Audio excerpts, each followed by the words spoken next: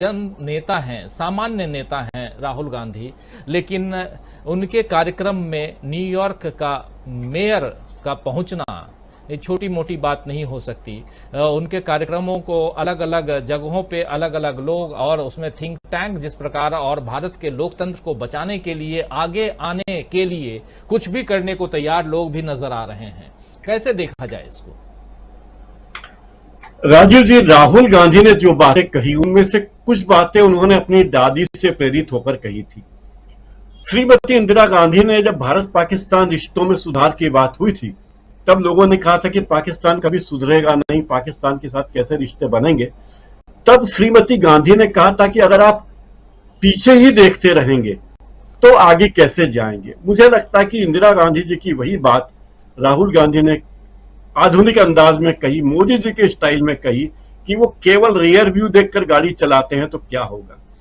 हम विद्यार्थी थे तो हमें इंदिरा गांधी के भाषण की 3 बातें अभी तक याद है। दूसरी बात इंदिरा गांधी ने यह बात कही थी कि विजयी को विनयी होना चाहिए।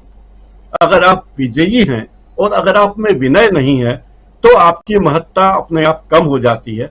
और एक और बात इंदिरा गांधी की याद है अभी तक, उन्होंने कहा था कि अगर आप हमेशा मुट्ठी ही बांधे रहेंगे तो हाथ कैसे मिलाएंगे, मौका आएगा तो आप हाथ नहीं मिला पाएंगे।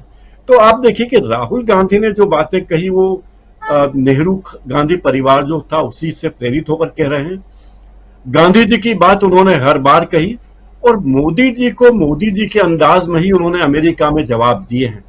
उन्होंने कहा है कि ब्रह्मा जी के पास भी अगर ये बैठे तो वो कहेंगे कि ब्रह्मांड बनाने में ये नुक्स आपने किए हैं ब्रह्मा जी, और ब्रह्मा जी खुद सोच में पड़ जाएंगे कि मैंने किस ब्रैकेट में कह रहा हूं नमूने को बना दिया।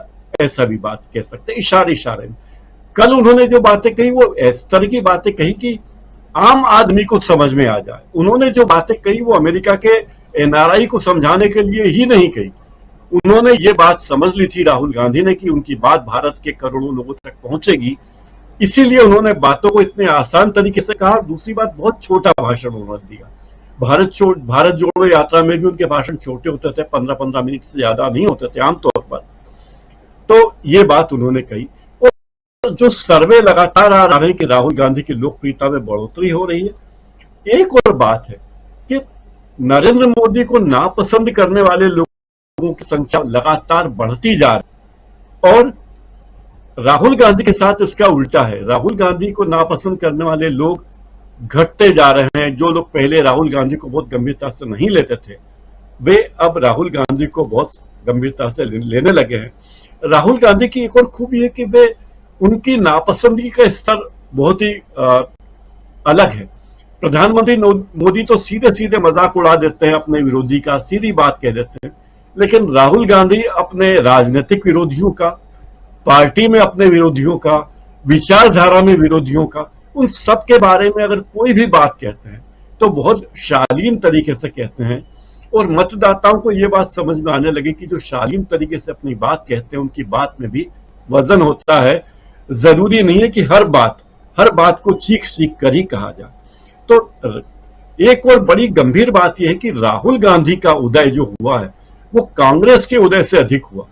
अगर आप आज की तारीख में एक सर्वे अभी मैंने पिछले दिनों पढ़ा कि राहुल गांधी को पसंद करने वाले लोगों की संख्या ज्यादा है मोदी की तुलना में। मतलब अगर पार्टी की से तुलना करें कि बीजेपी या कांग्रेस, तो कांग्रेस को जितने लोग पसंद करते हैं उससे ज्यादा लोग राहुल गांधी को पसंद करते हैं। तो मोदी के लिए बड़ी चुनौती है अभी कि वो कैसे, किस तरह से वो आगे जाकर भारतीयों के साथ देखिए। अभी एक बात और देखिए कि 12 तारीख को इन्हें अगले सोमवार को जो कुछ होगा तो पीएम मोदी के सामने उनकी लोकप्रियता का संकट, वही जो विपक्ष अब तक था अगर एक हो रहा है तो ये मोदी के लिए बड़ी चुनौती है।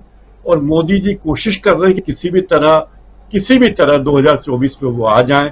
बस थोड़ा सा इसमें जोड़ना चाहता हूं डॉक्टर पराग हिंदुस्तानी जी, बस वो 12 की जगह अब 23 तारीख वो बैठक टल गई है और 23 को है। जी मेरे ध्यान में वही बात थी, शुक्रिया। दूसरी बात यह कि प्रधानमंत्री मोदी के सामने ममता बनर्जी जैसे नेता हैं जो कहने लगी हैं कि ममता बनर्जी ने खुलकर कहा है कि राहुल गांधी की टीआरपी नरेंद्र मोदी से ज्यादा है। इस बात को समझने के लिए किसी बड़े रॉकेट साइंस की जरूरत नहीं है। दूसरी बात यह है कि ममता बनर्जी सोनिया गांधी के काफी करीब है, कोई मौका छोड़ती नहीं है। और चंद्रशेखर राव जो बीआरएस के नेता हैं, उनकी बेटी कविता भी सोनिया गांधी तक पहुंच रही है, नीतीश कुमार पहुंच रहे हैं, केजरीवाल तक अब कांग्रेस से गलबैया करना चाहते हैं, क्योंकि उन्हें बीजेपी और मोदी की तरफ से जो शिक्षाएं मिली है, मराठी में एक शब्द है शिक्षा, वो शिक्षा मिली, उससे वो सीख रहे हैं। एक शेर मुझे याद आ रहा है राजीव जी, जो 2014 के हालात के पर मौजू होगा कि मुद्दत के बाद पहुंचे हैं ऐ रह गुजर जहां, मेरा कयास है कि चले थे यहीं से हम। ये शेर तो पुराना है, लेकिन मुझे लगता है हम 2014 के भी काफी पीछे पहुंच गए हैं। ये 9 साल हमारे 2014 के भी काफी पीछे पहुंचाने वाले रहे हैं राजीव जी। जी बिल्कुल बिल्कुल, बहुत खूब, बहुत शानदार। और विपक्षी एकता और उसमें जो मुख्य रोल में राहुल गांधी आ रहे हैं, क्यों आ रहे हैं राहुल गांधी, ये भी समझिए। 12 तारीख को ये विपक्षी एकता की बैठक थी पटना में, लेकिन उस बैठक को इसलिए स्थगित करके या कहें तो पोस्टपोन किया गया क्योंकि कांग्रेस और उसमें भी राहुल गांधी उस वक्त उपलब्ध नहीं थे। यानी कांग्रेस को देखते हुए इस बैठक को आगे बढ़ाया गया है। और ये बात आज नीतीश कुमार ने कही है आधिकारिक तौर पर। तो आप समझ सकते हैं कि कांग्रेस की अहमियत कितनी बढ़ती जा रही है आज के दौर में। हम यहाँ कांग्रेस की तरफदारी करने नहीं बैठे हैं, लेकिन जो कुछ हकीकत है वो बयां कर रहे हैं। जो कुछ राहुल गांधी ने भाषण में कहा वो आपके सामने रख करके आपके ऊपर छोड़ते हैं कि आप देखिए, आप सोचिए क्या कुछ सामने वाला जो है वो कह रहा है। अगर रियर व्यू मिरर की बात कर रहा है कि गाड़ी ड्राइव करते समय आप अगर पीछे यानी बैक मिरर पे आप देखेंगे, रियर व्यू मिरर पे देखते रहेंगे तो गाड़ी का एक्सीडेंट तो करवा ही देंगे आप। और क्या मोदी जी वही काम कर रहे हैं? उसके ढेरों उदाहरण हैं। मोदी जी से मतलब मोदी सरकार, और उसके कई उदाहरण हैं। और ताजा तरीन उदाहरण जो है वो संसद भवन का उद्घाटन है। जिस राजदंड को, जिस सेंगोर को निकाल करके और संसद, लोकतंत्र स्थापित कैसे हुआ आप सब अच्छी तरह से जानते होंगे। लोकतंत्र की स्थापना तब हुई जब ऐसे राजदंडों को तिलांजलि दी गई, इनको दफना दिया गया, कि कहीं ऐसी जगह पे रख दिया गया जहां से इसकी बू तक ना आए। उसको आप खंगाल के निकाल के फिर से वहां उस लोकतंत्र के मंदिर में स्थापित कर दिए। यानी कि आप फिर से राजशाही की तरफ बढ़ना चाहते हैं, फिर से आप पीछे देखना चाहते हैं। क्या आप अतीत में झांकना चाहते हैं या अपनी जनता को, आवाम को अतीत में ले जाकर के वैसे ही रखना चाहते हैं? तो बहुत सारे सवाल हैं। तो ये ताजा तरीन उदाहरण है। उसके अलावा कई उदाहरण हैं, कई एग्जाम्पल हैं। डार्विन का सिद्धांत, अभी 3-4 और उदाहरण राहुल गांधी ने दिया। मतलब आप इतिहास को बदलने की कोशिश, आप भूगोल को बदलने की कोशिश कितना भी कर लीजिए, आप कितनी भी अखंड भारत का मैप लगा लीजिए, सब कर लीजिए, लेकिन लोग आपको आगे बढ़ते देखना चाहते हैं, लोग पीछे देखना नहीं चाहते। यही बात